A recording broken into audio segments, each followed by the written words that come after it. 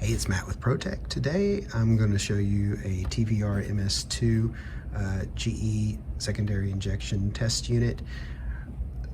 We get these back off a rent, and a lot of times the handle's broken because people can't figure out how to make the handle come out into a stand.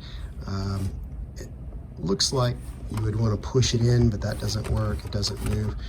It's a simple little trick. You actually want to pull on this end and pull on this end at the same time. You just pull them out, and then your handle adjusts. So pull, and then sit, just like that.